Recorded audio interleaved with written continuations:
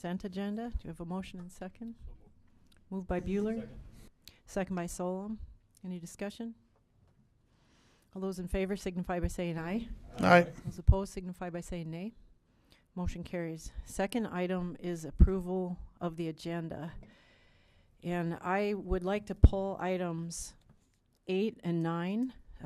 Those are the replat of Prairie Hills Second Edition and the development agreement that goes along with that. We have a 3-step process for plat approval, and the proper procedure wasn't followed, and I would just rather see that follow our standard procedure. What was wrong with number 9? Well, 9 is the development agreement that goes with the plat. Those two go together. Should be approved together. Is this going to delay? I mean, is I don't think so. I think the land has already changed hands, as far as I know. I don't think there was a big rush for it. If there was, I don't know about it. So is there a motion and second? so moved? Moved by Vilhauer, second by Bueller. All those in favor signify by saying aye. Aye. Those opposed signify by saying nay. Motion carries. Okay. Item number 3, ordinance number 17-41 for the 2018 city budget appropriation. This is the second reading, and we'll take action tonight. Shelley? Did you want to? Okay, I'll take a motion in a second. Second. Moved by Thorson, second by Lallam. Discussion. Basically, this is the revised ordinance. We went through all of the changes at the September 7th long-term CIP meeting that you guys approved and were okay with, and all of those are implemented here. So nothing else has changed since then. If you guys have any questions, I can answer it, but otherwise it reflects the original plus these changes that we had already gone through. So. Just a comment, a thank you to Shelley and the staff. I mean, I know an awful lot goes through this for an awfully long time, and by the time we finally see it, so thank you for the effort that went into this.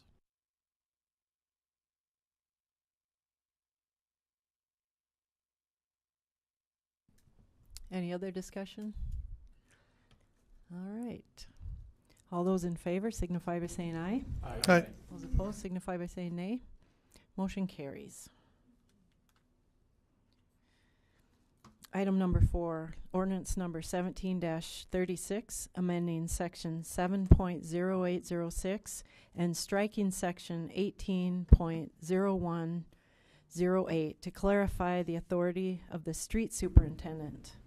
It's a second reading, and we'll have council action tonight. Do you have a motion and second? Motion to move. Moved by Lallam, and second by Albertson. Discussion. I guess I can talk a little bit about what that was about. Basically, we had some redundant ordinances having to do with the street superintendent duties, so the former city attorney cleaned that up for us, and what we're left with is an ordinance which is in compliance with the state law, and it should be cleaner. Are there any questions or further discussion about that? See none. All those in favor signify by saying aye. Aye. Those opposed signify by saying nay. Motion carries. Item number 5, ordinance number 17-40, amending section 18.0101, section 3 of the revised ordinances of the City of Watertown to prohibit the parking of boats, jet skis, and campers/RVs on residential streets. Could I have a motion? And or should I know Vince had a slightly different version. Yeah, I've distributed a revised version of 1740. It doesn't amend any of the language. It simply takes out the extra paragraphs that had no changes and were just taking up space in the publication. And so what I would suggest is using this ordinance instead of the one that was in your packet. Is there a motion and second to approve this revised version? It would be an amendment to the item, the agenda item. Just for the sake of clarity, would want to have the motion to approve and then the motion to amend to Okay. this. Okay, like a motion to approve the ordinance. So moved. Moved Second. by Danforth, second by Lallam. Now a motion to amend. Motion to And amend. Motion to amend by Josh. Y and second by Thorson. Discussion. So I gotta have a question, and maybe this is, because this is a city police issue, right, in regards Yes. to their enforcement? So I come into town because I don't live here, and I go stay at somebody's house, and I come and bring my boat for the weekend. I can't park my pickup and my boat on the street when I stay at their house, can I? I'm sorry? Can I, if I come into town, I don't live here, and I come stay at, my aunt's house for the weekend, and I bring my boat to enjoy beautiful Compesca, I can't park in the street with my boat hooked up to my pickup, can I? Correct. At least that would be the reading of the ordinance, because you are parking a watercraft trailer on the street. Sure, it's hooked to a boat, or hooked to a trailer. Hooked to a truck. I was there. Vince, No, you were getting there. Vince, I have a quick question. Is it, we say reasonable length of time, reasonable location? Are we defining that enough, or maybe we can't do better? I don't know. But what is that? What is a reasonable amount of time to load and unload? And perhaps was this in the earlier version? This is in the earlier version. The only changes Okay. are the underlines and the strikeout. I know we've been through this dang thing, but is that something we need to consider, or are we good enough? Yes, it should be considered. Reasonable is a vague That's kind of definition. Yep.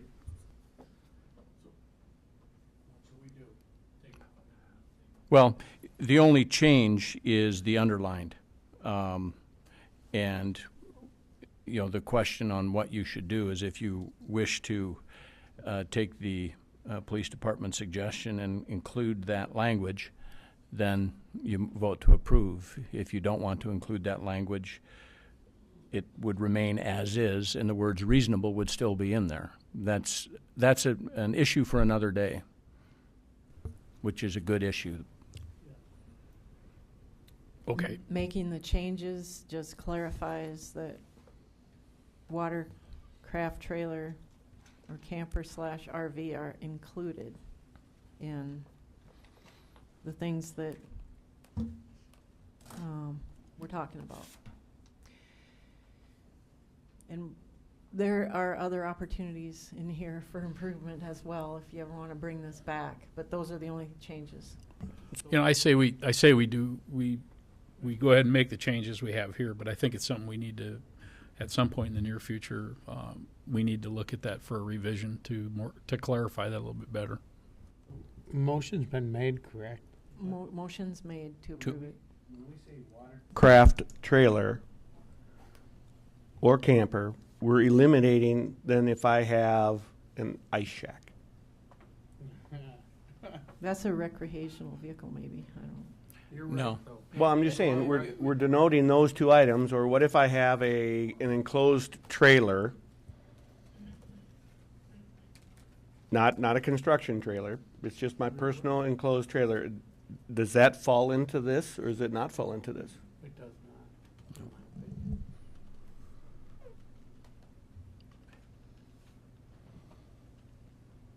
There's a lot of silence. You asking for a legal response or Well, what? I'd say well, it doesn't. My I don't point think of it getting does. to it is if it doesn't, then what is there about watercraft trailer and campers that's so important that ice shacks and these other trailers aren't important? Here comes help. Can I help out a little bit here? Well, He knows everything. the big thing with this ordinance is back, we remember when we went through and we did the storage outside and did the campers and everything, we actually had a revision in there, or a line in there. It was number 11, on-street parking is prohibited except for daily use vehicles. So that allowed us to ticket the campers that you guys on council didn't want, the trailers that you didn't want on the streets. Well, when Justin went through and moved that, it didn't get put in there. So then we were left with what you see without the red underlines. Yeah. So then we met with Justin, we said we need to get that back in there because that was the direction we were given at that time when we created that ordinance. And that also did allow us to do trailers, which is not in here either. It's watercraft trailer, but not like an enclosed trailer or a hauler trailer. Those type of trailers aren't in there either. So I had some conversations through email with Vince earlier about this.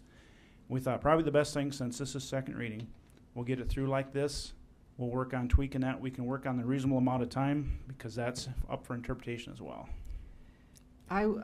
We'll just read what our ordinance says for 18.0101.1, which is before this in the code book. It says no owner or person in possession or control of a motor vehicle or other vehicle of any kind, including trailers, whether motorized or non-motorized, shall be parked or remain upon any street following a snowstorm. So it's, then number 2 is similar, except as provided below, no motor vehicle or other vehicle shall be parked or remain upon a street or avenue right of way in any one location for a period of time exceeding 24 consecutive hours. You know, this isn't the only part of the ordinance. So it's probably covered by other sections. Yeah, that's what I think Justin was trying to do towards the end of his time, is trying to clarify some of these, move them where they needed to be, because the enforcement part of that should be in 18 and not in 25.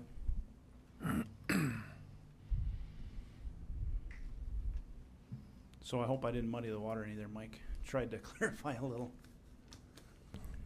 Well, I think what you said is it needs work. Yes, definitely needs work.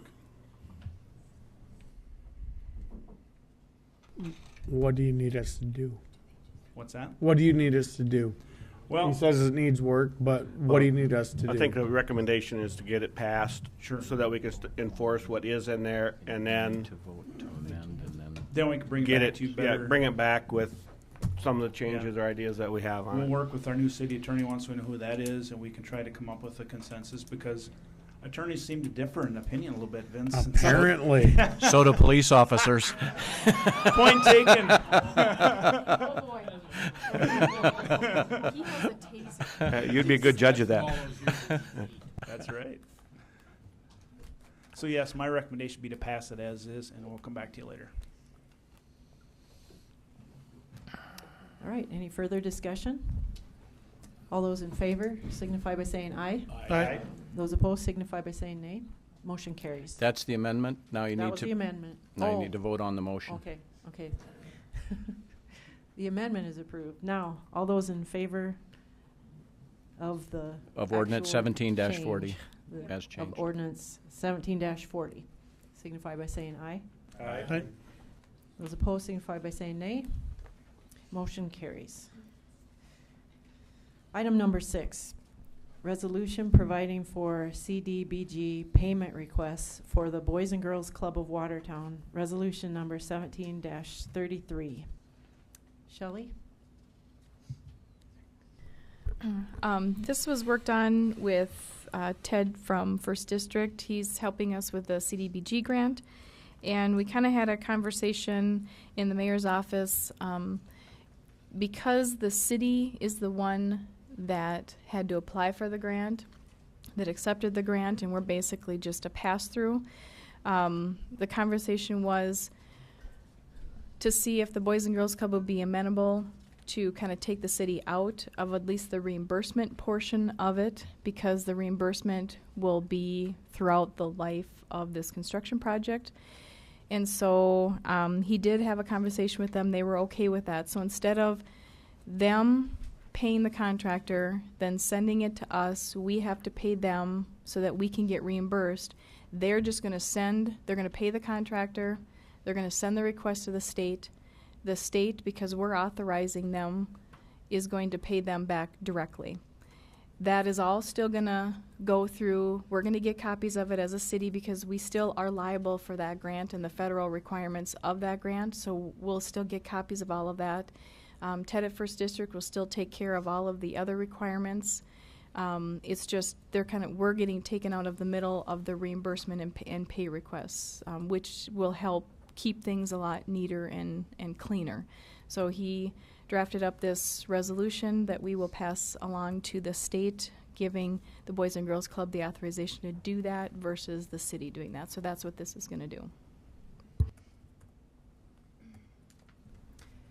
Now, I would ask for a motion and second to approve So moved. resolution number 17-33. So Moved moved. by Lallam, Second. second by Danforth. Any further discussion? See none? How Oh, much sorry. was that grant, you know? 500,000? 400,000, I believe. All right. All those in favor signify by saying aye.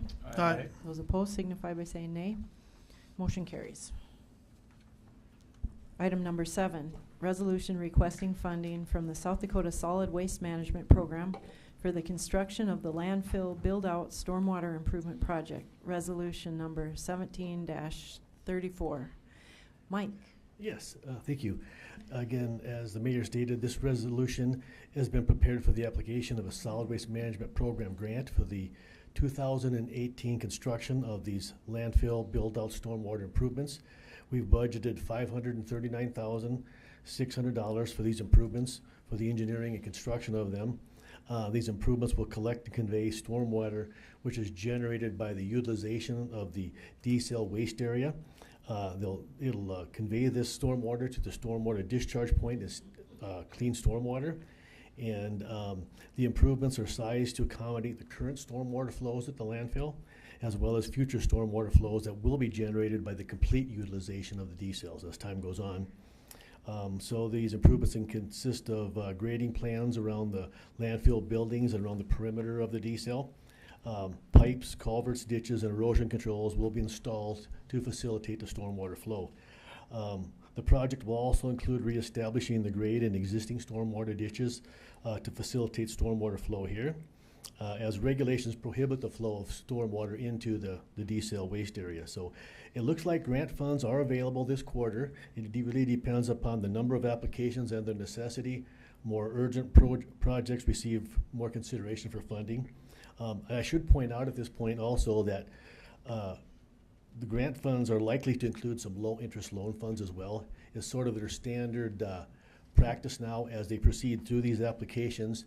They don't normally just give grant funds a loan anymore, so they may elect to fund us, not to fund us, and if they fund us, they may, if there's not enough applications in the group, we might receive a 50% grant, which is what we're applying for, but we're likely to receive a lesser grant of about 30% and maybe a 20% low-interest loan on the remaining balance of the request. So the State Division of Financial and Technical Assistance will evaluate the applications and recommend funding or not funding to the Board of Water and Natural Resources, and funding should occur sometime in November into December of this year, if it occurs.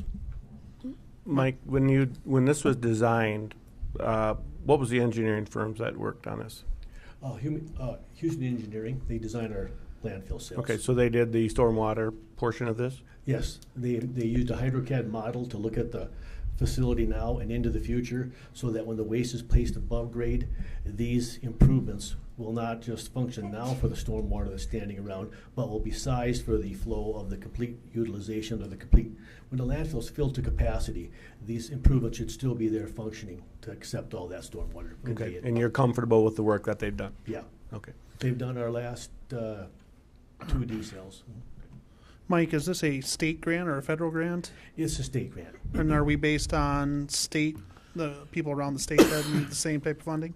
Excuse me? Are they based around the funding for around the state, I Yeah. would assume? Yep. Okay. These grant funds are something, the pool of the grant funds where the money's coming from is something we actually contribute to. Every dollar of municipal solid waste that goes into our landfill, we pay $1 to the state, and then the tire dealers put some money into this fund, and then they distribute it back around to within the state to the applicants. Okay, thank you. Is there a motion and a second to approve resolution 17-34? Moved by Albertson. Second by Y. Any further discussion? All those in favor signify by saying aye. Aye. Those opposed signify by saying nay. Motion carries. Item number 10, plat of Valley View First Edition, Resolution 17-28. And I'll ask for the motion and second for approval first. Moved by Vilhauer, Second. second by Lallam. Now discussion.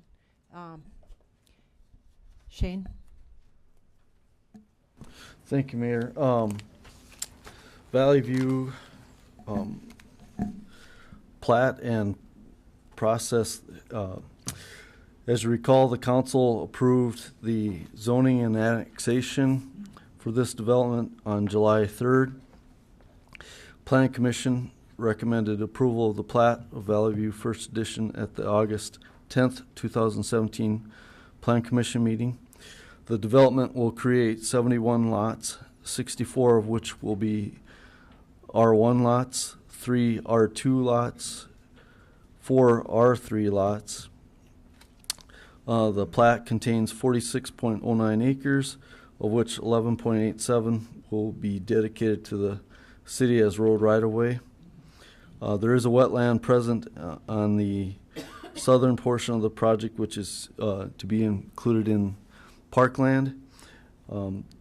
There are some storm sewer improvements related to that wetland, and that has been reviewed by the Corps of Engineers. There is no 100-year floodplain present on the property that the plat represents. So with that, the city staff has been working with the developer on various aspects of the project, one of which was easements for the turnarounds where the dead-end streets would be. We do have an easement included in the packet that we would pursue upon approval.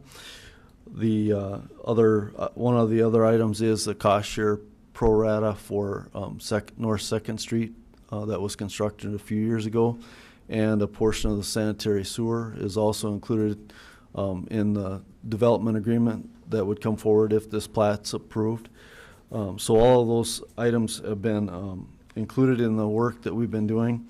Most recently, we did have a few minor concerns with the drainage calculations, which we have subsequently gotten resolved with satisfactory calculations back from the developer's engineer. With that, I guess I'll entertain any questions. Shane, the preliminary plan was approved with a number of conditions, including some required communications with the U.S. Army Corps of Engineers and maybe something with the railroad. And have all of the conditions on the preliminary plan been satisfied? To the best of my knowledge, I'd say yes. We did get a letter back from the Corps on the wetlands. Only one of the 2 wetlands on the preliminary plan are included in this portion of the work. So that little pond that's is it going to be used for detention? That wetland? It naturally acts as detention now, and yes, I would say it will be continued in its current use. Did the Corps know that? As far as I know, I didn't have the conversation with the Corps. I just know I got the letter back. is that the water quality facility for the site? No. It's not? Okay. Two things, Shane. I think you had said that the water area that we're referring to will be part of the park dedication. Correct. Is that what we want? That is the portion of the project that was vetted at length in the Plan Commission discussions, and that ultimately was approved by the Plan Commission to be included in the park dedication. We done that before, Shane, with other developments. I'm trying to remember if we've done that. Done. If we allowed that to be part of the park dedication, a similar type of structure. That type of landform, you mean? Yes. I guess I'm not following the conversation. There are, I guess, I don't know what Watertown has done, but in past communities that I've worked in, we coincide stormwater detention facilities, especially the ones that are planned on being dry, as part of the park, and you just don't play in the park when it's wet. But so it's not uncommon to have stormwater features within a park. We in a sense do in Highland Park right now. I mean, I guess maybe I'm not asking the question right. My question is that all that's going to be is just to mitigate the stormwater detention area? Oh, no. So there will be park around that as well. Yes, all right, there's several acres there, and then the other part of their park dedication is the construction of grading of a bike trail along the west side of the project that will eventually wrap around and connect to North 2nd Street at the north end of the development through future phases of the project. So there's a couple different portions of park, quasi-park dedications that were discussed at both the Planning Commission and the Park and Rec Board. So. Shane, I have a question. Has the railroad been involved in any of this? The railroad, we reached out to the railroad and they kind of stared blankly back at us, as I recall. They were shocked that somebody actually contacted them, for one, and we did, and they handed us a sheet of criteria of what you're supposed to use to analyze the storm drainage impacts, and that's exactly the type of software that's used to do this. So basically, that sheet said to us, if we follow our city ordinances and detain the water according to our specs, that we will be fine. So, Shane, I know the last time that this was before the Planning Commission, there were still some concerns about the runoff to an adjoining landowner, and where it was left that day, as I recall, at the Planning Commission, was that those parties were going to try to get together behind the scenes and get their issues resolved. I mean, comments, because I know that's been an ongoing discussion with this development.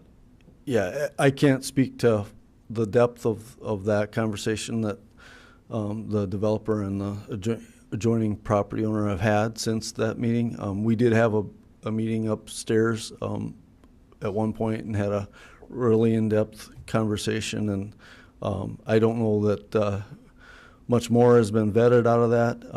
We did our ordinances allow for, we have to have the developer contain the 100-year storm event and release it at pre-development rates, and that's the calculations that have been provided to our office. And so that's, as I see it, our responsibility is to make sure that we've fulfilled that obligation, and we're releasing the water downstream at the same rate that it was prior to development. Shane, the North Dam, how does that water get? I know where the natural runway is. I went out and looked at it with Mr. Cashin. How does that water, is it tiled out of there, or that North Dam, or how does that, is it just? Okay, they will build a berm, as I understand it, to create a detention pond that's along the west border. Okay, but where does it go when it leaves there? There's it's end up a dry dam, but where does it go? There's a control structure that will take the water as it comes out of the structure, and at this time it's actually being run to the south at the request of the adjacent landowner and discharged over at a location closer to 14th Avenue. Oh, it's going to be tiled to the south then? Yes. Doesn't go across the pasture? A portion of it will always go across the pasture, but the pond structure I don't will. think it's all tiled, is it? Well, it's, Colin's saying no, it's not tiled. well, there's a storm sewer coming out of that one pond that's going to go to the south. Yes, they talked about adding drain tile Colin, as part of this. say your name for the record. Sorry, my name's Colin Paulson, I'm the assistant city engineer. There were talks about adding drain tile, and Mr. Tesh was not welcome to that idea. I guess, as far as I know, there's not too much drain tile on his land currently, as I understand. Okay. Yeah, and the tile I'm referring to, pardon me, is the actual outlet piping for the detention pond was going to be in a storm sewer pipe that leads it back to the southern edge of the development and releases it in conjunction with a culvert underneath the Burlington Northern Santa Fe. If you're talking about storm tile or drain tile subsequent to the development that goes beyond that, that was not what I was referring to. So are you saying that water leaves the detention pond in the north pond and flows in a pipe all the way to the south part where it's discharged to an open channel? Is that what you're saying? Yes. So even the 100-year flow discharge from the pond? The 100-year flow would flow where it historically does. So if it overtops the berm, it would flow wherever it did before. What recurrence level is in the pipe? The prehistoric. A 10-year? A 5-year? No, the pre-development runoff rate is what that. Pre-development for 100-year? Yes. Is in a pipe all the way from the north detention pond to the culvert under the railroad? Down on the south end? Yes, we are, according to the calculations that I've looked at, the post-developed release rate is actually lower than the pre-developed release rate, and it will handle that. The pipe is designed for that. The For pipe is not 100-year. designed for the 100-year flood event itself, but out of the pond it is. Yeah, Okay. so the pond will contain the 100-year event. The pond contains and it will 100-year discharge at the pre-development rate for 100-year in an open channel, not in a pipe. That would be highly unusual to discharge in a pipe. Well, it won't be discharging at the 100-year either. What? It wouldn't be discharging at the 100-year. Pre-development rate. Pre-development rate, yes, Pre-developed correct. 100-year flow rate. Correct. Discharges to an open channel or a pipe. That was my question. Both eventually. A combination, isn't it? It's a sum of the two. So I would understand. Are we to understand then, I think I get this, that if it gets to a 100-year flood, it's going to flood over the berm like it would if the development wasn't there. No, Is that correct? Okay. The 100-year event If there were a 100-year is contained in the pond. But if the pond would ever be overtopped, it would follow its historic path. And so I think the confusion is that was the original plan of the plat itself, was to allow that water in that pond to release at its natural discharge point. But per discussion with the adjacent landowner and the developer, they agreed that they would pipe the water from that pond to the south to help alleviate the water issues on the north part of the land, adjacent landowner's land. That's correct. The adjacent landowner was concerned about having that water discharged, in his opinion, was directly at his property where the house sits. And there is a culvert that's intended to carry water underneath the Burlington Northern Santa Fe that would take water to his residence, except that somebody on the downstream side has filled it with rocks and the pipe is subsequently silted in, so it's not effective. I don't have control over, I'm not zooming in on anything. I don't have anything up on the screen. Has a screen up there, can they show me more? A bigger picture? Shane, I got a question. The, You want, sorry, what did you want to say? Yeah, I got it. I got the GIS open, so let me. Shane, the, is that culvert, the blocked culvert, or whatever we want to call it, is that exacerbating this issue? I mean, do we have the right to go in there and say, restore it to what its intended purpose is? No, that culvert is solely owned by the Burlington Northern Santa Fe, and it is their responsibility and right to invoke those. Okay, so is that blocked culvert changing what would be required here It's not from changing a time any, if it was not blocked? no, it's not changing any requirements by this developer. So it would, if it was open or if it's closed, it has no impact on this whatsoever other than a point of discussion? Correct. Okay, So- so my next question is, going back to what you said, we don't have an agreement and an understanding with the developer that's acceptable based on this letter that the mayor handed out, dated September 13th. Is that fair? The neighbor.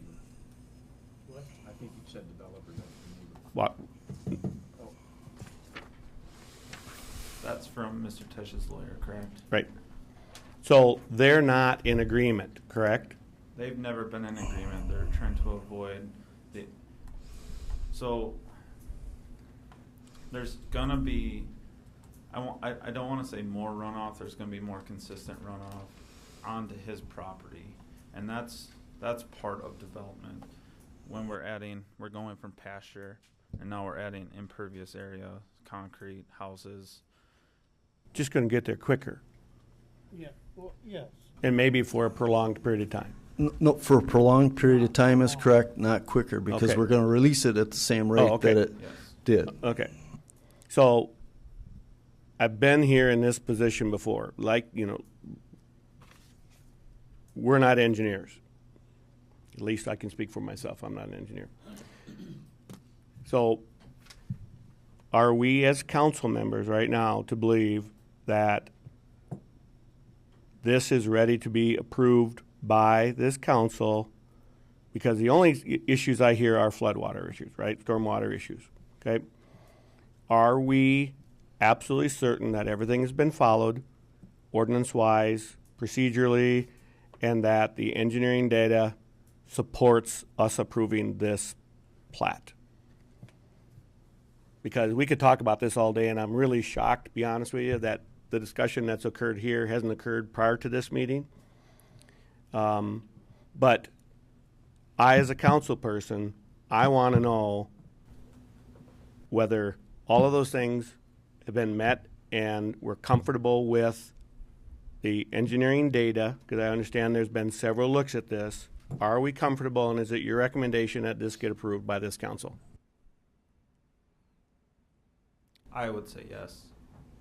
Yeah, we've vetted all of the criteria that needs to be here. I think, we have reviewed all of the stormwater calculations. We're satisfied that it's going to function correctly. The landowner downstream is taking a not an uncommon view, but he lives in the country, and country water law is slightly different than development law, for instance, and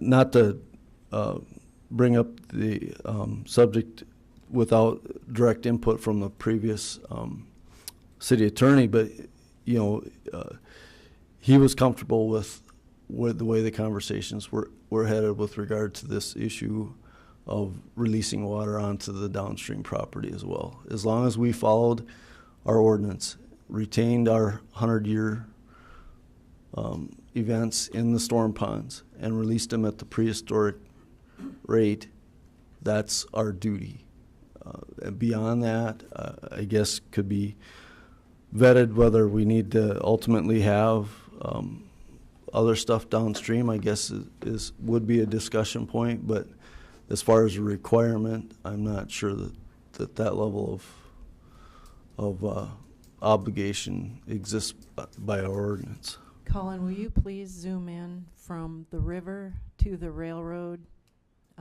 culvert where the discharge will be coming out from the site? And zoom in closer so you're just getting, so we can see the path of the water from the culvert to the river. Shane, you're gonna take it. Okay, I got it. So right through here is an existing culvert underneath the bike trail. The pond that was to the north will come down here and discharge down here. This will continue to discharge through here. Okay, so Then they go underneath the railroad and it crosses right here. will there be anything done in that channel where you just drew Right here? with your between the outlet of the culvert under the railroad grade and the river? Between here and here. Yes. Or is the water just flowing across its natural path, which you can see is farmed right now? Correct. This is where the developers offered to put drain tile, and Mr. Tesh has refused to accept that because he said that, I guess I can't recall exactly what the words were, but he didn't want to touch his land as part of this development. If that's my understanding. Okay, so if the if the flow rate does not exceed the pre-development flow rate, there will not be erosive velocity because there hasn't been erosive velocity, and velocity is related to the channel shape and the volume. There should not So be. we won't be able to see any change if the modeling has been done correctly. I wouldn't say you wouldn't see a change. We'll see the water will flow in 48 hours after a storm. I would say you might start to see a development of a wetland more so than. Why? Because of more consistent, more continual flow for a longer period of time. But if we're following our rules, we won't be pumping groundwater to the surface constantly like we do in some of our other subdivisions. This one, we've got all the lowest floor elevations, right? Throughout the whole subdivision, and they're all above, a couple of feet above the groundwater table. So we will have dry sumps. And the water isn't going to be flowing faster. It will flow after a storm 48 hours, which is longer, but it's only after a storm. It won't be constantly every day for. I do agree with that. However, I would warn everyone that water tables do change, and I'm not saying that. Oh, I know they hazard. do, but And in I'm a just- normal year that is at the groundwater level as it was this year or lower, we can be confident, since we've done that work, that we aren't pumping groundwater to the surface. In wet years that are wetter than this year, we might be. Correct. So that I would consider due diligence, and I believe if the detention ponds are designed properly, they will discharge longer after a storm because there's more water, but not for days and days and days. It's, at 48 hours the release rate for a maximum design storm. So within 2 days, the pond will be dry until the next rainfall event.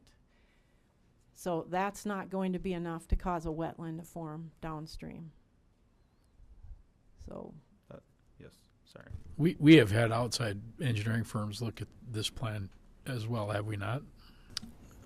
And have they approved the design, or do they go along with our design? I had Helms and Associates review the hydraulic calculations related to runoff coefficients and make sure that we were consistent with what our stormwater manual does. They had indicated that they thought that things were a little bit consistent. At that time, I did not have Colin on staff, but since his arrival, we've re-vetted that through our own staff, and we're at a right now at a comfort level that we feel that all of the calculations, we've asked for some tweaks. Let's be honest. We've asked for some slight revisions, but we haven't made any wholesale changes to the stormwater calculations. I do remember as a that one result. of the conditions on the preliminary plan was that you get the revised preliminary plan showing all of the stuff, including those lowest, the basement floor elevations and the ground levels at the structure, for every lot. So we have that, right? To my knowledge, we do, right? Yeah. Randy received that, yes. I will also point out that in discussions with Mr. Tesch's lawyer, and they also hired an engineer himself to look at the calculations, that engineer did say that these, I'm not going to put words in another engineer's mouth or a lawyer's mouth for that matter. He did say that he did not find any errors with these calculations. So I want to understand then if we've got all this concurrence with the exception of the landowner, right, the neighboring landowner, is it just that person just doesn't like this project, just doesn't want to see it go through? I mean, there's got to be, if I'm that person, I guess I don't want damage, right? But I also know that there's rules, and if the rules are being met, it's the way it goes. So do we understand why this individual is adamant that we not approve this? What's the basis for that other than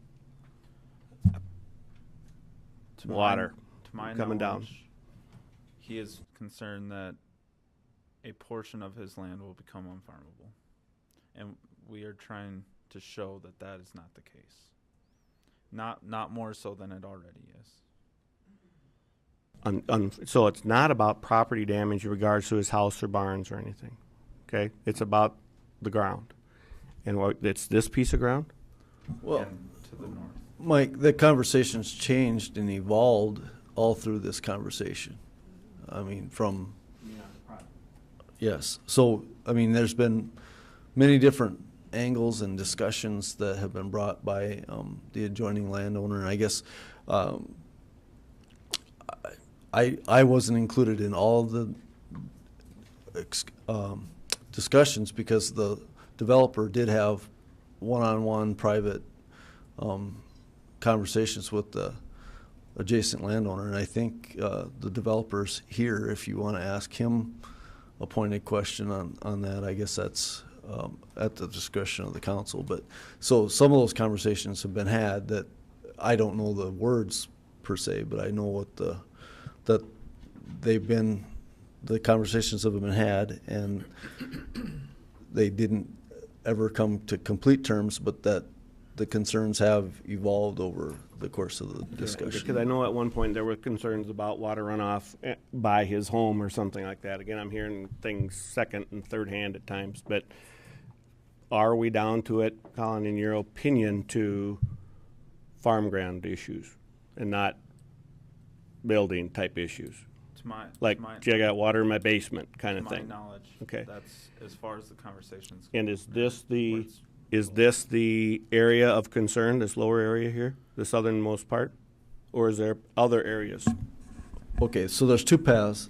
There's a path across the south, and eventually subsequent developments, not included in this plat. Let's be clear. There's a drainage way that comes through here. Just to be clear, Mike, there are a total of 6 culverts under the Burlington Northern Santa Fe Railroad between this location and 14th Avenue. With the obvious intent is to handle the water coming off this land area. Correct. To a natural flow directionally to the river. That would be my guess. Okay. And so as long as we're putting it into those same areas in a managed rate that is established by engineering data, we should be fine. That's my opinion. Okay, thank you. Shane, where it's crossing the landowner's land, is that tillable land or is that pasture land? Well, we've done this. The research we've done is we've looked at all the past historic aerial photos that we have that go back to 2000, at least the ones that are readily at our disposal. I would say this triangular shaped piece is the portion of the property that's most often tilled. I'm not sure that it was tilled last year at the time of this photo. The rest of this has been primarily pasture throughout that history of time that I have a glimpse at. So I think that's true with the south part too. Hayland. Some of that is hayland, I think. yeah, that's what I say. Pasture or hay. Yeah, It's hayland's not way different than pasture. well, okay, you know, in but terms of it's value. not row crops. That's what my point was. So unless that dam up above overflows with a huge rain, there isn't any water in your mind going to cross over and go into that hayland to the north, because it has changed. You know, it's quite a change. You say, well, it's supposed to handle that water, but that's without a whole bunch of streets, and you know, that whole land up above has changed.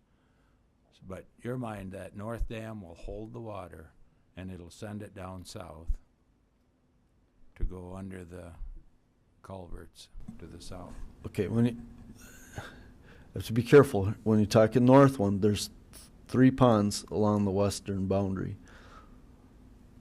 There's a pond in the park. There's a pond right here, and there's a pond right here. This one will discharge more directly into this grass waterway, That is not part of this plat. and it's not part of this plat. The northern boundary of this plat is cuts across right through here. So that, I see the 3 cul-de-sacs and the triangular piece just north of that, that's a detention pond. That's correct. Is there an access for it? I'm assuming that's going to be deeded over to the city? Yes, there's Do a we- bike. There'll be the bike trail along the side of the project that will be our access point. And that's in an easement, how wide? I can't recall. Should be on a If- plat? Yeah, if you go up to the plat, it has it on the west there.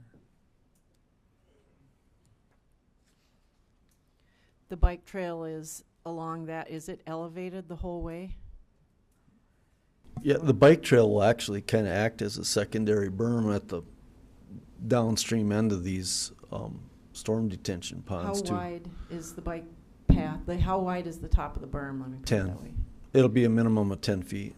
The top of the berm is 10 feet, and then Well, we'll pave the bike 10 feet? trail's going to be 10 feet But wide. how so wide is the top of the berm? I Will there belie- be shoulders, in other words? I'd have to look. And then what are the side slopes on the berm? And how far of a fall is it down into the pond? I guess I don't recall. Have the construction plans been approved? They have not.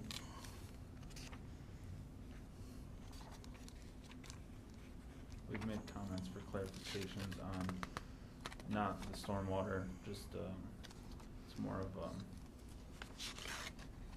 just the looks of the plans. We made comments on that. We're awaiting those Okay. comments, or those revisions back. So this plat will have a trail along it just to, basically to the north edge of that detention pond? And then after that, it'll wait for the next? Or- Next development, Or yeah. will, so the, Ultimately, the bike trail will come up across and end over at North Second off of this road here. So it'll come across down through here. So But I hope you've checked the configuration of that bike path for safety. I mean, if it's, Sure, yeah. if it's a 10-foot wide path with no shoulder, and what kind of side slope going down from the edge? You know, we did review that, and I don't recall that there were any concerns, so, let's see. The plat should show the easement for it, the width.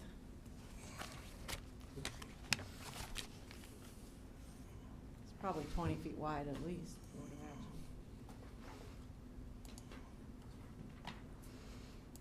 It says Oops. 30-foot wide sanitary sewer easement.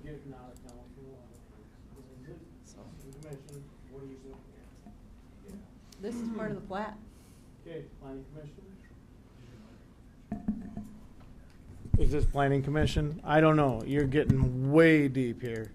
Oh, Just this trying is- to figure out what's going on. Okay, this is information for the plat, because once the plat's approved, it's done. I just want to make sure that we've thought it through before we're done. Exactly. Let's do it then.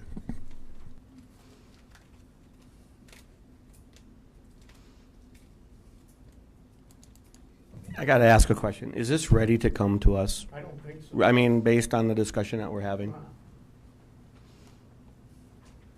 I don't know. We want to be able to make the right decision, but These are things that, when I was a city employee, I checked. And in my role as mayor, it's somebody else's job to check these things. I'm just wanting to make sure that these things are checked before we approve them. and I get that. What I'm saying though, are we, as we sit here tonight, going to be able to get through all of these issues that we can approve this, or is this really not ready to come to us? It's not. It doesn't feel like it is. Otherwise, what's going to happen is we're going to be put in a position. I'm not Just a sure second. it's not, unless you're uncomfortable with Shane's answers. I'm asking him pointed questions. Right, and that's, I get that. I do, but I'm just, It's up to you if you are confident with his answers. okay, are you, I'm not an engineer, Sarah. Yeah. And Well, so, he's answering that he's checked this stuff. Okay. And that's my concern, is that we've followed our rules and we're making sure that we're doing everything that we should be before we approve a plat. I haven't been involved with this particular project, but I see potential issues. I just want to vet them out. okay, so my question is, are you comfortable? Well, so far With what he has you're hearing. answered me well enough. Okay, yes. all right, that's what I want to know, because He's I want to be able to telling me make the he's right reviewed decision. it. I'm a little fuzzy on that bike path, but Here, I have it up on the screen. Let's see if I can rotate this. You know, I will say that I think this is a viable question that she has for this, Brad. I do. It's a part of the plat. It's a question she has. I think it's okay to ask that question. Shane, like Shane has said, this has been vetted. We've looked at these plats. The planning commission's looked at them, and now it's a matter of, do we feel comfortable with the end result, and do we feel comfortable with what our city staff is telling us in regards to most of it being the drainage? Are we okay with that? Do we move forward with the plat? That's the way I see this. But I think at this point in time, we have the option to ask questions, and I think the mayor has every right to ask that question for this plat. once this is platted, it's ours, and we have to deal with it. So I'm concerned about the safety. This is good here. This view he's bringing up is showing us the side slopes are 6-to-1. That's good. I'm comfortable with 6-to-1 side slopes. We can mow those easily, and if a kid goes off the path, he's not going to hurt himself if he falls. If it said 3-to-1, I probably would not be okay with that. There's no shoulder. It's a 10-foot wide path. We normally pave 10 feet. So the pavement goes right to the slope according to this. And assuming this is a typical section of the trail, that's what you're going to get. And I don't think this is unsafe.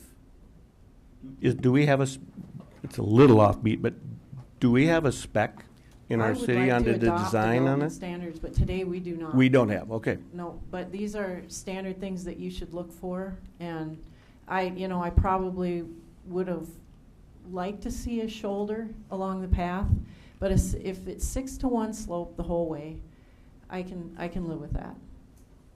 Are you comfortable with what you're hearing on the drainage? Yes, he's giving me answers that he feels that we've checked all the boxes, and that's my concern. I got a couple of quick questions for you, Shane, because we've run into this development before. The cul-de-sacs we feel are sufficient in size. I think we've talked about that before. The lots, the number of lots. Are we allowing any drive-over curbs in this development? Have we discussed that? That wasn't requested, so. Good. Okay, thank you. I guess just a comment after following this to the planning commission. I mean, I've got to rely upon what staff is telling me. I mean, I'm not an engineer either, obviously, and so I've got to rely upon what I'm hearing. But I also know at the planning commission, it seemed to be they seemed to be comfortable that we were following our ordinances, that things were being done properly. It was kind of a qualified yes as far as their approval, subject to the developer and the landowner getting together to work out the drainage issue, which sounds like that probably hasn't happened yet. But I haven't heard anything that says that we're not following what we're supposed to be doing as far as bringing it forward at this point. And I've got to rely upon, again, staff and what the planning commission has done prior to this.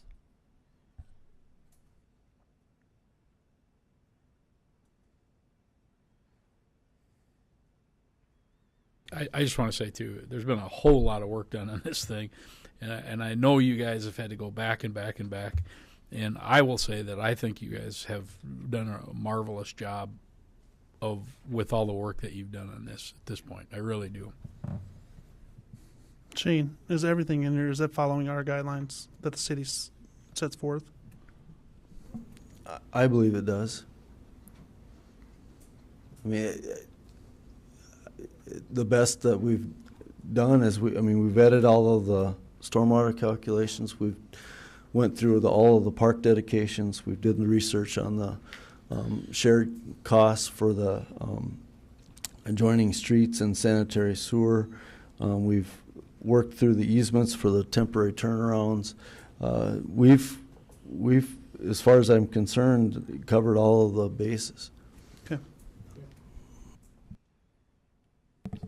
Shane, I do have one other question as I look at this, because I don't remember seeing it before. It was probably there. I know I have concerns with not roundabouts. Goodness, we don't want more of those apparently. But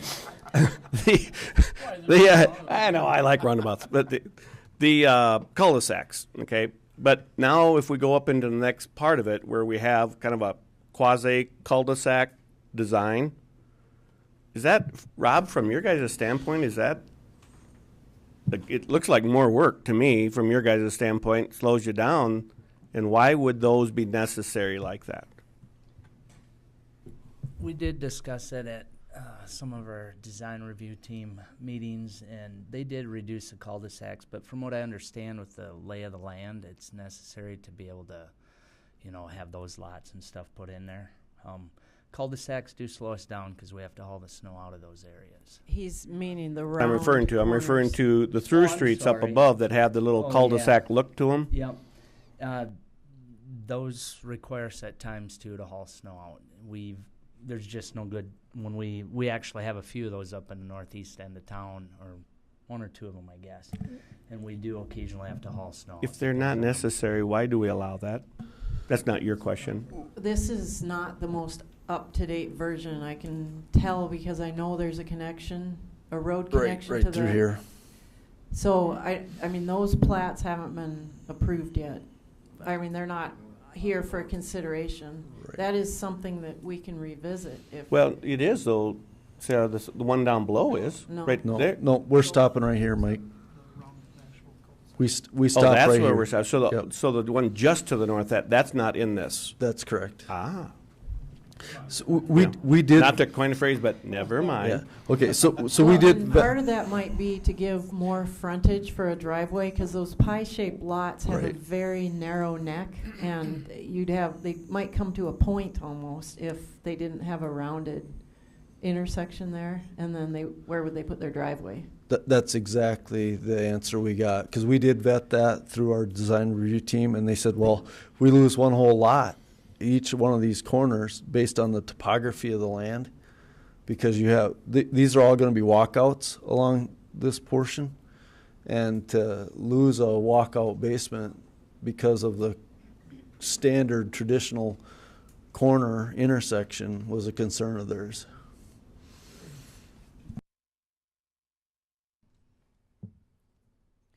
Is there any further discussion?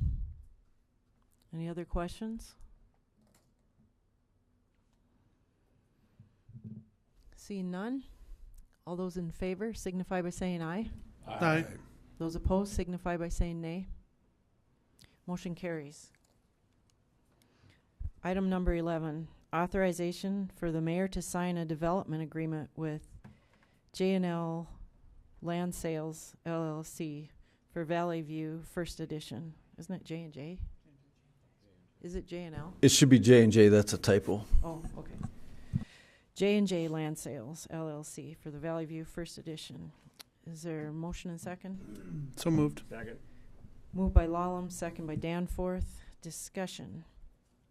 Shane, you want to give us the high points of the development agreement? Okay, so the development agreement, like I kind of started to in my earlier description, we did review and include, well, of course we have all of our standard language in there, park dedication and stormwater things and our street build outs, but the unique things to this one was the cost share for North Second and the associated sanitary sewer that was there. There was a another trunk sewer line that came along the western boundary of this development. We informed the city wasn't directly included in an agreement between parties, but we informed the other party that this development was moving forward, and they would be in direct negotiations between each other if there's any outstanding dedications or obligations.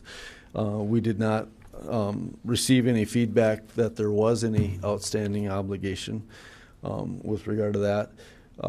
Then we did prepare a document, of course, that would include the easements for the turnarounds between phases of the project. So with that, I guess if there's any other questions, I'll answer those directly. Shane, the bike trail, whose responsibility is that to put that in? Okay, grading and gravel will be done by the developer. Paving would be by the city. And that's part of Just grading, right? It says the developer will grade to within 6 inches of its Yep, final okay, grade. yep, you're right, excuse me, grading. So, yeah, and then so we could put. That's part of their park dedication then? That's correct.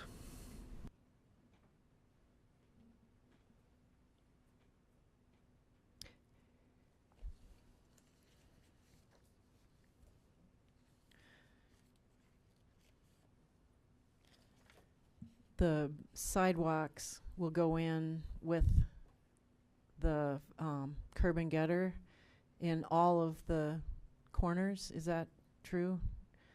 The ADA corners and sidewalks adjacent to public properties like the parks and Yes, that's true. so, and then the other sidewalks adjacent to individual lots, we're expecting to pass that on to the future home builder. Correct. Okay. But the parts next to the land that the city gets will have the sidewalk put in. That won't be our burden. Yep. The 7E says developer shall install all pedestrian ramps at street intersections with the curb and gutter improvements. Ramps must comply with current ADA standards, including the installation of detectable warnings. Then I believe we also have the provision in there for developer 7A shall install or cause to be installed sidewalks in all public right-of-ways adjacent to all lots. So they're going to push the ones that the individual homeowners would put into the homeowners, and they would have to install everything else. Shane, is there anything, and we've ran into this in developments before, where that lot gets sold and then that one does and then this one, and so you have a little piece of sidewalk and a little piece of sidewalk, and next thing you know, there's like, for some reason, there's a lot nobody wants, or a couple of them that just don't get sold. Is there anything in this or ordinance that says, look, there's a certain point at which we're just putting all the sidewalks in so we have continuity? To my understanding, the city hasn't pursued that to a great extent as far as filling in the gaps. We have the right to order it in. Right, yes, we always have that right. And we have on occasion ordered it in. What I have seen some communities do is put a sunset on that. So if there's a lot that 5-6 years from now hasn't been developed and doesn't have it, that's when you can put language in there that triggers that call by the city to call it. Is that normally in the development agreement, or is that in an ordinance? Well, right now we do it by development agreement. If we feel it's been too long, we can order a sidewalk in.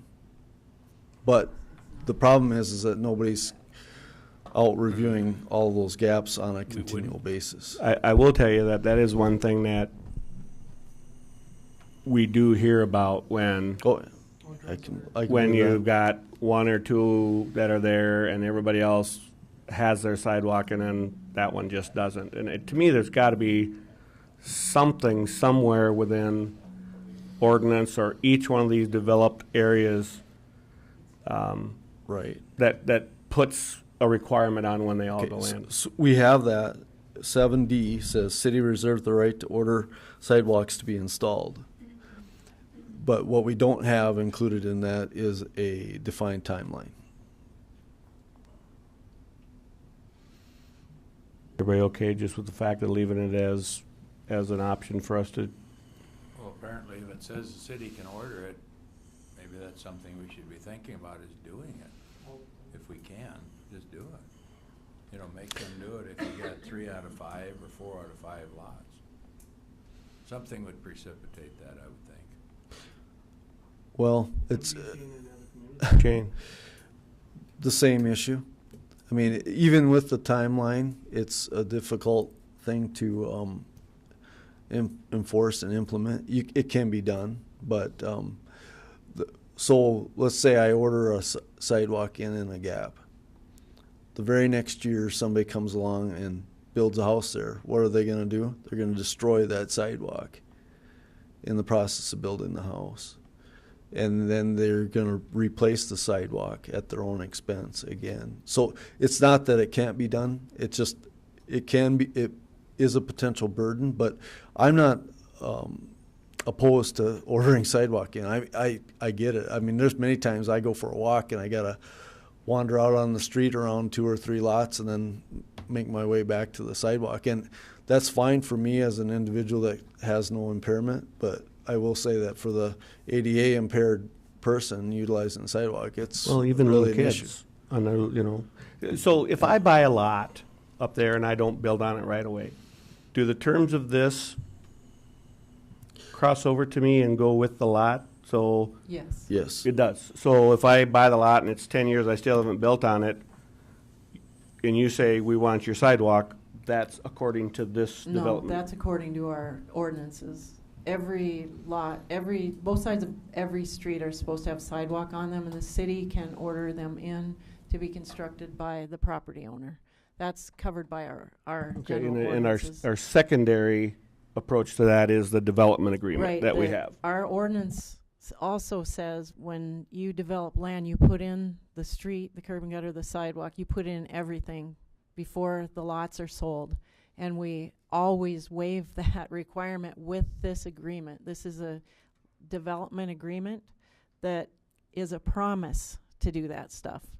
These things are required by our ordinance. And we're putting them off so that the developer So it doesn't cost the developer as much. I have worked for a city that required the sidewalks to be put in.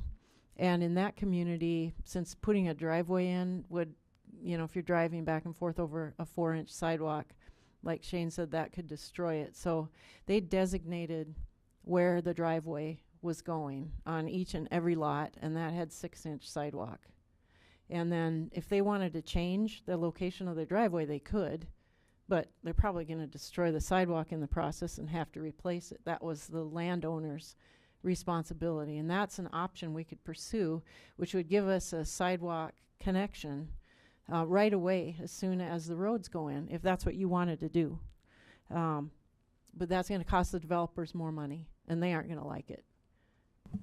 And, I just think there's got to be something in there that says we get to a certain point and we just got to have the sidewalks in. And to me, that's either some percentage of homes built on a given street length or something. And I know we've had discussions about this in the past, guys, and because I don't know why, but sometimes there ends up being this lot that just doesn't get sold, or somebody bought 2 lots. We can order that in. And as long as we can do that at that time and are willing to do that, then I'm fine. We have done it on many different occasions. Okay, I agree with all of that discussion. The only thing that makes it tough from our department standpoint is who's going to be the one that determines when we're going to order a sidewalk in. Is it going to be based on 1 complaint, 20 complaints, 100 complaints? Should the city not have a stipulation or do we in there? or do we do it by time? Do we say after 5 years all sidewalks should be installed, or should we do it by a percentage of lots? There needs to be a little bit more direction than just telling me I can order a sidewalk in, because I could go around and make 75% of the citizens in this city mad tomorrow morning. Can we do it by a percentage and a time frame? 90% in 5 years? True. I mean, if we're going to be realistic about it, if you can get 90 to 95% of your lots sold within 5 years, yeah, you've done a good job. So, you could have the 2 hit together. I agree. We got to get to the point where we do get continuity in the sidewalk system and order it in, but I'd like a little bit more direction and just put it on Can we Shane's do this back. for this particular development agreement? Go with what we've got here, but no, that's an item that we want to address within ordinance somewhere, so we can move on with it. Offline a little bit, but we used to have the ability to do it now. Yeah, we don't need to hold this thing up but I think we need to. It does say that we can order it in, right? So if we can work on something that's more meaningful and directive outside of here to bring back as an ordinance change, that seems appropriate.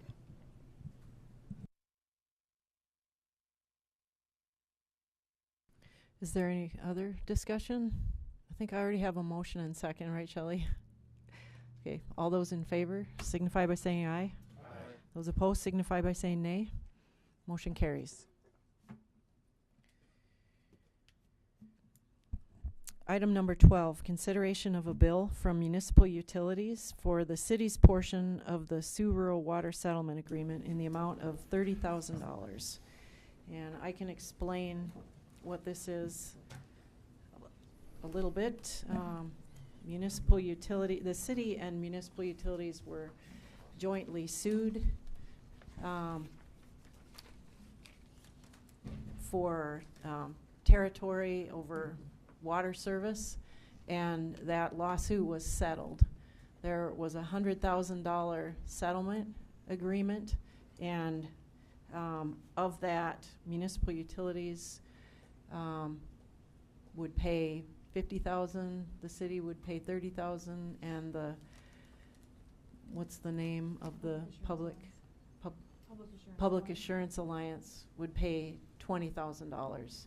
And the city is jointly responsible along with municipal utilities because we annex land and subdivide in these territories that are the areas of contention for water service. So Are there any questions about why we would pay $30,000? Glad to put this behind us. Okay, I would like a motion and second to authorize payment of this bill. So moved. Second. Moved by Danforth, second by Lallam. Is there any other discussion? All those in favor signify by saying aye. Aye. Those opposed signify by saying nay. Motion carries. Item 13, authorization for the city to exercise the option to purchase the remaining 65 acres of land adjacent to the landfill. Get a motion and second on that. Moved by Bueller. Second by Albertson. Discussion. Mike? On May 5th, 2016, the mayor, on behalf of the city of Watertown, signed an option to purchase 80-acre parcel of land contiguous with the northeast corner of the Watertown landfill from Dolores Cook or her successors. Subsequently, the city did purchase 15 of those 80 acres, leaving the 65. With the passing of Dolores Cook on August 23rd, the land option provides that the city shall give written notice to the successors of Dolores Cook within 90 days of her death, and that the terms of the sale of the remaining 65 acres shall be cash due within 45 days of the dispatch of the notice of intent to exercise. So we are required to provide written notice of our intent to exercise this option to the successors of Dolores Cook, or this option will lapse and become void. And if the notice and the completion of the sale do not occur within the time set forth, which is notice within 90 days of her passing, and then payment within 45 days of that written notice being dispatched. So with your approval, that written notice of the city's intent to exercise the option will be dispatched to the successors of Dolores Cook. And with that, then we will need to make payment of $526,500 to the successors within 45 days of that notice. So we would be paying $8,100 per acre for 65 acres. So, and that money would be coming out of the landfill, the solid waste fund reserves. Mike, this is per the agreement, not per their request at this point. So there's a possibility they'd say, no, we don't want to do this right now, correct? Well, I guess we have an obligation to give them the written notice so they could make that decision. Right, but they may come back and go, I don't want to sell it right now. No, it's an option. We're exercising the option.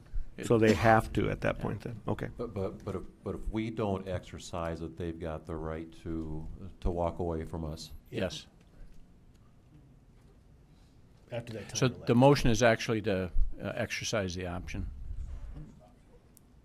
And Mike, you have the dollars in some reserve that's going to cover this? Yes, we do. Well, it'll bring us to a lower point than we've been in quite a few years, but we can move forward. We've been expecting this. Yes, we knew from 2016 when it was signed that if she passed, we would have that 90 days to move forward. So we don't have that much in just the amount we set aside just for land, so it's just out of our reserve funding. Was it a set option or FMV option? How was that? I'm not Was sure. the option set, with the strike price, so to speak, was set, or is that a fair market value? The option was set at $8,100. We had the property appraised, and they accept the appraisal value at that time that the option was written. You weren't lying when you say you're coming back shortly. We're fortunate to have this opportunity. That's my opinion. Yeah, absolutely. Any other discussion?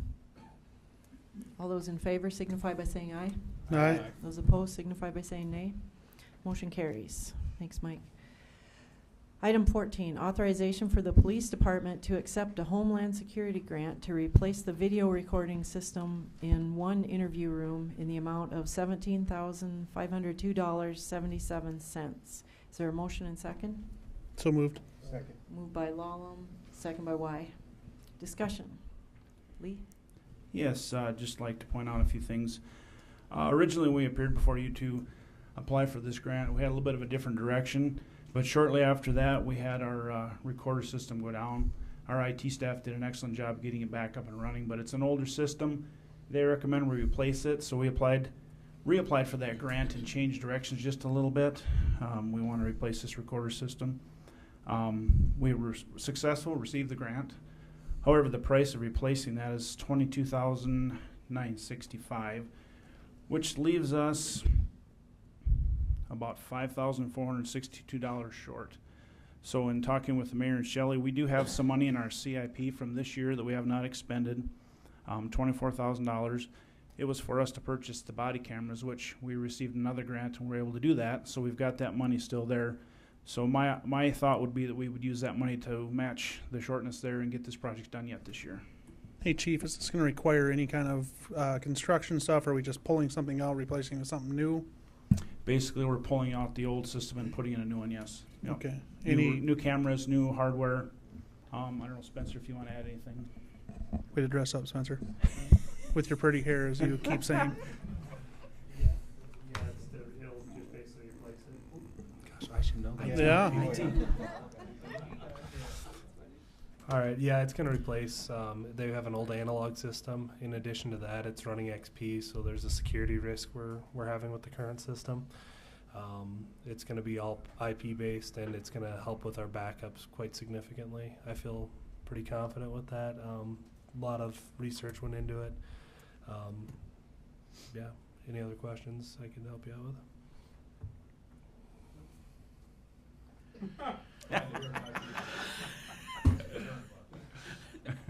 Any other discussion? All those in favor signify by saying aye. Aye. Those opposed signify by saying nay. Motion carries. Thank you. Thanks, Lee. Item 15, consideration of snow removal and equipment rental quotes for 2017, 2018. So is there a motion to approve these? Moved by Albertson, second by Bueller. Discussion? Rob? This is just our yearly snow quotes. We do this every year, and equipment rentals. So these quotes are good from October 1st of 17 to September 30th of 18. So that's about it. Rob, I should know this, but when you've got a quote, when you've got 4 or 5 quotes for one particular piece of equipment, do we utilize them all simultaneously, or do you pick and choose when the time comes who you're going to utilize? We really try to start with the lowest. Like on trucks, we go from the lowest quote to the highest, just depending on how many trucks we need. Okay. How do these quotes compare this year to last? I knew that would be asked. So they're very comparable. Actually, most the contractors came in at the same price as last year. So looks pretty good. Rob, do most cities have some type of plan like this where they have outside contractors? Yeah, actually, through talking to Galen Huber, the street superintendent for Sioux Falls, I think were they using 40% of their workforce was contractors for snow removal, if I remember right, in that meeting we had with them? Do you remember that? Yeah. I think it was 40%. They use their park department too. Yeah. So what percent are we at? I don't have that answer for you, but we do rely on contractors to help us quite a bit.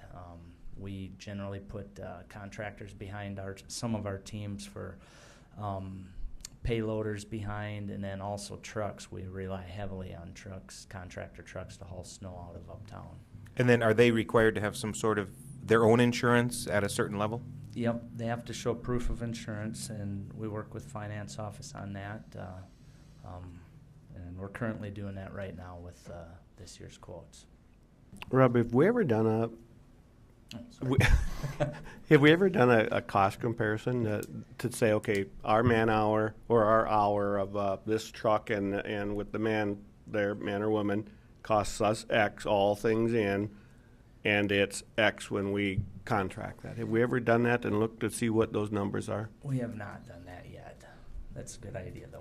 Well, it would I'm planning to do that. potentially help us justify. Also to see about using other city staff that might be available that And have CDLs. Because we have more than just street department. That could be a lot of other cities do utilize other staff. Right, and we have, actually Mike's gone now, but back in 2014, we had our first snowstorm on middle of November, and we were short-staffed because some people were out hunting and stuff, and too far away to get back here. So I did call Mike Berger, and he was able to get a couple of his staff members lined up and a loader to help us out. So yeah, it'd be nice if we could get that to work where we were able to pull in other department staff to help plow. Do we have the equipment then? We just don't have the manpower? Well, there's trucks we would have, yes. We'd Might be good worth on it to trucks, buy but- the equipment. We'll have to do the math. Yeah, and there is times when we have certain pieces of equipment setting because we don't have anybody to run it. It's not very often, other than the trucks, because we have changed our program from, with the snow gates. It's required us to have more motor graders. So we do have some trucks generally available to help out. Have we ever looked at maybe trying to get some of our city employees a CDL license? Well, and that's the other thing. Like with Mike's guys that we use that year, his people have to have CDLs. Right. So, I mean, as far as other departments, I think part of it. You mean like really people with comes- desk jobs? Yeah. Maybe. Well, I mean, I'm just thinking about cross training someone. Mike and I will drive the grade. I want to do grading. I want to drive the thing that scoops the snow up. There you go. Yeah, that goes about a mile an hour, so you can have that one, Vince. I want video of that. I was just wondering if we could cross train, people that are, in those type of capacity that are used to driving a bigger truck or something along those lines. Right. As a way to, emergency help type deal. Right, and I think, and Shelley maybe could answer this better, but I think our union contracts and stuff kind of hamper us a little bit from getting help from other departments. Is that accurate? What you have to really look at is like parks are a grade 3 position, and the street department is a grade 4 position. So you got to be careful about having them go from grade 3 to grade 4, because there's just some provisions in there. So you have to be careful who you're doing. The other thing is that they are scheduled for a 40-hour work week. So any work that they are going to do is going to be outside their normal shift. It's going to be automatic overtime. So you will have to take that into account. It is going to be more expensive manpower than just their hour for hour. And so you need to keep that in mind also. So We compare that to the cost of hiring a contractor. Correct. And but there's but so that's many cities that do this that Yep. we won't have to reinvent the wheel. We can No, find no, out. it's just every city is different on how they pay, what their union contracts are, if they have union contracts, how the staffing works, at what level you do it. The other thing, you just have to look at, they're out at 3 a.m. and how much staff and just to make sure that they're being safe and we're not creating an unsafe situation. So, I mean,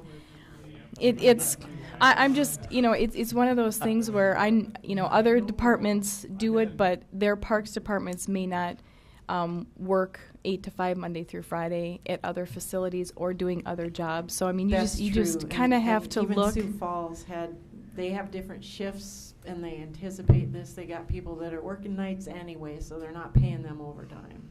Right. So I mean, It's an option as well, it is always something to look at, but I'm sure it's been looked at in the past, and there's just certain things that maybe have prohibited it. But it's always worth looking at to make sure that you're doing the right thing with the contract. But I was just thinking catastrophic events is more what I was thinking. Get 2 feet of snow, get a blizzard where we snow for 3 days, and we need all hands on deck. That's option.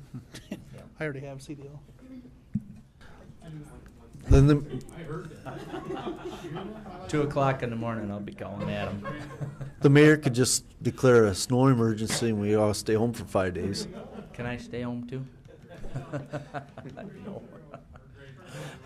I'll be driving my snowmobile into town.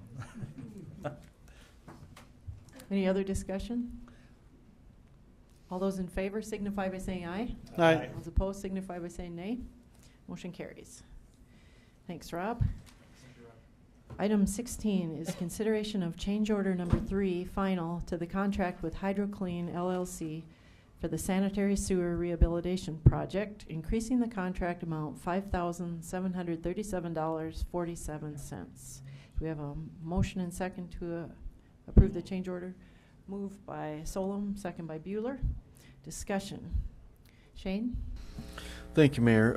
This year's sanitary sewer rehabilitation project number 1708 was a lining project, so we didn't do any or much open excavation. We only had a couple of manholes that we replaced, but there was a lining. The contract was awarded to HydroClean LLC, which has a local presence, which was really nice to have them on board. Contract was amended by change order number 1, which was to clear up an irregularity on the bid, so we did that one right away. Subsequently, we had a change order number 2, which slightly increased the project to $195,505. That was for a manhole that needed a service rerouted around it to connect to the new pipe. So what we have before us now is the reconciling change order, which changes all of the planned bid quantities to as-built quantities, and what that resulted in is an increase of $5,737.47. Would move the final contract amount to $201,242.75. Wastewater traditionally has a budget for this type of project at $325,000, so we're well within budget and really quite on point on the overall cost of this project. So staff recommends approval of the final change order. Any questions or discussion? Already got a motion and second. All those in favor signify by saying aye. Aye. Those opposed signify by saying nay. Motion carries. Okay, item 17, consideration of change order number 2, final, to the contract with Bates Construction Company, Inc. for the landfill cell 6 project, decreasing the contract amount $38,599.64. Is there a motion and second for approval? Moved by Lallam. Second by Vilhauer. Discussion. Shane? Thank you, Mayor. Again, this is a long-standing project that Landfill 6 construction was started in. The project, it was actually started in 2015 with design, and then went through 2016 with construction. The contractor didn't get completed on time, so the construction carried over to this spring. I guess to cut to the chase, primarily most of the savings of this $38,599 is due to $45,000 in liquidated damages that were collected due to going past the completion date. So we did our due diligence. Hopefully most of this money that we saved here covers the majority, if not all, of our extra engineering costs that we also accrued on the other end of this portion of the project. So with it going beyond normal boundaries, we had to pay the engineer and all the testing services to stick around for a longer period of time. So this is essentially a penalty, is really what it is? The $45,000 is an agreed upon penalty amount that's written into the contract. So perfect. Any other questions or discussion? All those in favor signify by saying aye. Aye. Those opposed signify by saying nay. Motion carries. Item 18, consideration of fireworks show permit application for fireworks display at Watertown Arrows Stadium at 1600 West Kemp Avenue on September 21st, 2017. A motion and second for approval. Moved by Bueller, second by why?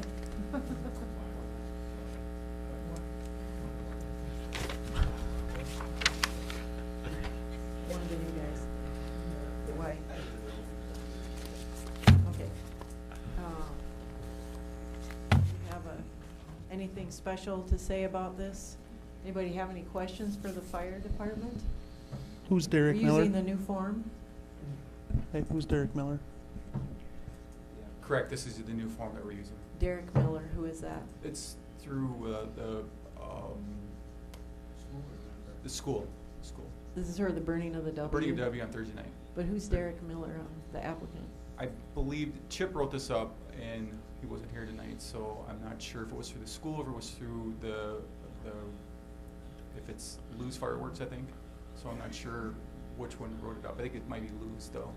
So long story short, it's for the burning of the W, and they'll have a little display afterwards. Okay. Any questions, discussion? All those in favor signify by saying aye. Aye. Those opposed signify by saying nay. Motion carried. Don, I just want to say outstanding open house that your department put on last week. Oh my goodness. Didn't get a hot dog, but that's our own fault. Sorry. I'll have to get a couple more next time. Thanks, Glenn. All right, next item is old business. I have a note. I can't remember what it means. Can you help me, Bruce? Shared facility. Pick up bread. Oh, yeah. At one of our prior meetings, Mary, you had asked, I volunteered to have discussions with the county in regards to the, just kind of looking at some possibilities, just, feeling our way around a little bit in regards to a shared facility, city hall / county, whatever. And I have had conversations with a bit with Brenda Hanton, and I've also had discussions with Lee Gable since that time. Actually, Lee and I are going to meet this week, I think Thursday, to have further discussions, and I kind of explained to him what it is our thoughts are at this point in time. But I'll keep everybody abreast of any developments or with that, and I'll try to stick with that to see if we can't move that forward and see if that's the right thing to do. Mayor, if I might, I'll add one other thing. We are actively in the process of trying to hire a new finance officer, and we do have an interview committee that we put together that will be interviewing latter part of this week as well. So we are trying to get that. I think I don't know. As of last week, I think we had a few qualified applicants that we were going to look at. So just thought I'd bring you up to speed on that. And then I do have one question, and that is, we've got a lot of new folks on that planning commission, and I don't know where we're at this point in time as far as training goes for those folks. But I think that's something that if we're not pursuing that, needs to be going on right now, I think. And we really need to have some folks that can sit down with them and make sure they're up to speed and have the proper materials to proceed in that capacity. So I hope that's what we're doing. I just wanted to bring that up. Thank you, Bruce. I could not agree with you more. And Okay. As a matter of fact, Justin, before he left, put together a training manual for them. They did receive some training already in-house, all of the new plan commissioners and the old ones. And then all of them were offered the opportunity to go to the annual Western Planner Association, South Dakota Planners Convention in Spearfish last week, and 4 people went. So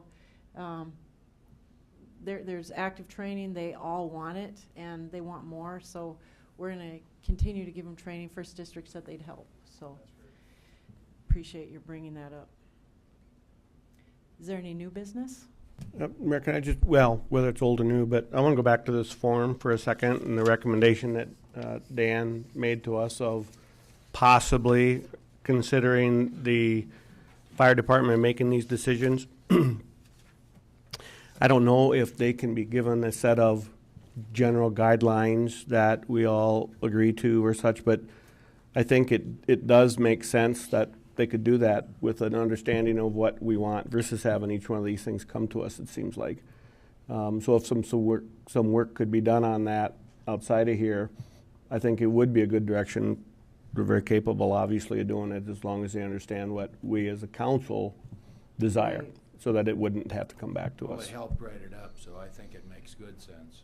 CHIP is involved in it, so makes great sense. I They're think. the experts too, and I'm sure they would have the good sense to come to the council if there were to be anything controversial or. Well, our side of it is, I'm not the safety guy, they're the safety people. We're the ones that deal with the public that aren't happy when the fireworks Right. go off, Right. literally. Yeah, but that's a good consideration too. I mean, That's for where we council. come in. So if we can help with the guidelines that they work with from our end, they handle the safety side. Right. That's I'd recommend they take that driver's license / social security number off there, though. oh my gosh. Is that on that? Oh, they didn't put it on the good. They probably Yeah, have to have that on there. I don't know what they would have to, but I would think it should be struck off there, too. Yeah, okay. Unless there's a reason Well, behind right, it. and this is Oh. meant to be compliant and with the law and similar to the state permits and county permits, so that, yeah. Where is it? Yeah. I doubt we're doing a- personally don't want my driver's license or social security number out there. Yeah, Yep. we'll take a look at that.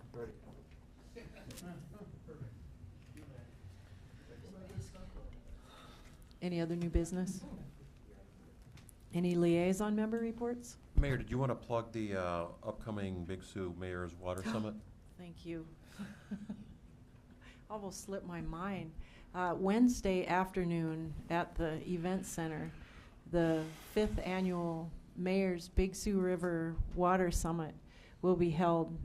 Mayor Huther from Sioux Falls and I are co-sponsoring it, and there will be 3 concurrent sessions going on throughout the afternoon with a whole lot of education on different water quality issues, on canoeing and kayaking and various uses of the river, flood control, all kinds of topics. There's something for everybody, and I'd really like to encourage all of you to go. And it starts at 1 and it goes till 5:30. So if you can make it, should be a good seminar. And the keynote speaker is a very knowledgeable man, Marinus Ott.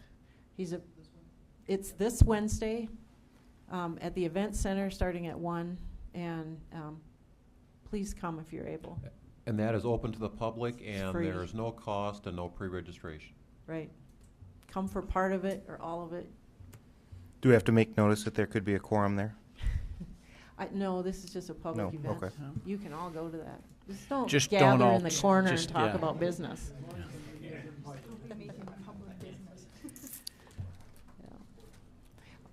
Also, I'd like to say the 3 committees that I've formed to talk about my 100-day goals and also the goals throughout my term are starting this week. The first meeting is tomorrow at noon. It's to talk about the economic health of our community. Meeting will last about an hour. Next meeting will be on Thursday at noon, also last about an hour. Talk about development and what our challenges are and opportunities for making improvements. And then the third committee is the home ownership and affordable housing. That will meet a week from Tuesday.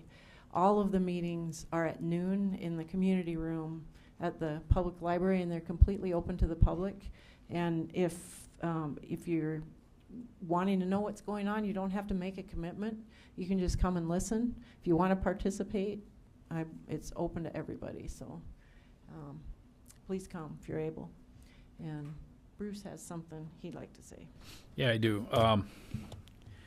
Shelley.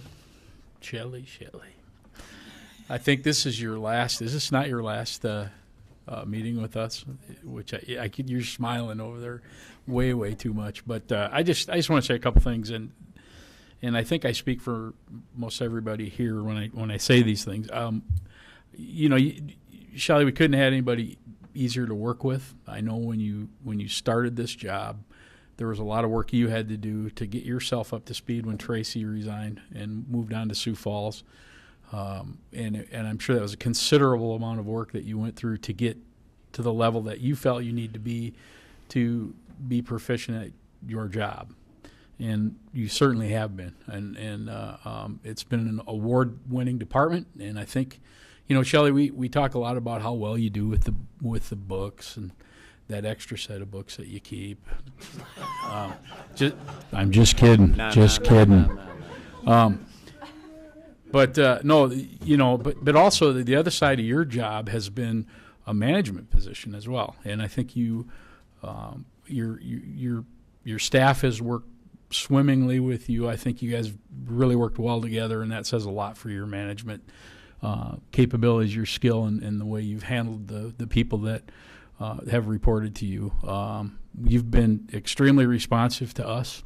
We whenever we contact you, we can always expect a call in a very short period of time, and we can expect to get a good answer from you, and you explain it to some of us are a little bit nod-headish when it comes to some of the finance stuff. And you've been patient, and you've worked with us and led us down that path. You've been at these meetings. You've been prepared. You always have good direction for us. And I'm not going to make this an all-night deal, but you've just been a good leader. I think you've made our life a hell of a lot easier in a lot of cases. And you do it with a smile on your face most of the time. And it's just the transition you made into this position, I think, is you just grew exponentially in your position. And I think I speak for all of us when I say that you'll definitely be missed, and we appreciate all your work. So thank you. Thank you.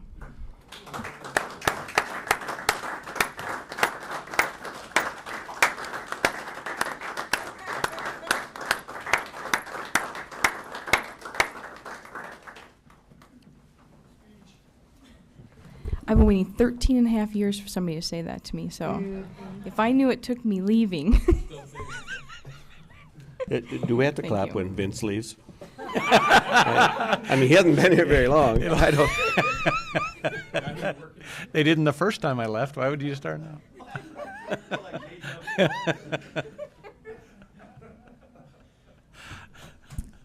Okay, item number 22, is executive session pursuant to SDCL 1-25-2.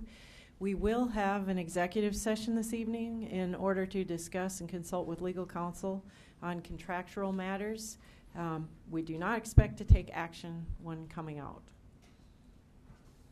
So, Motion to go into executive session. motion to go into Second. okay. Motion by Bueller, second by Lallam. All those in favor signify by saying aye. Aye. Those opposed signify by saying nay. Okay, we're in executive session. You can shred mine. Turn off the mics.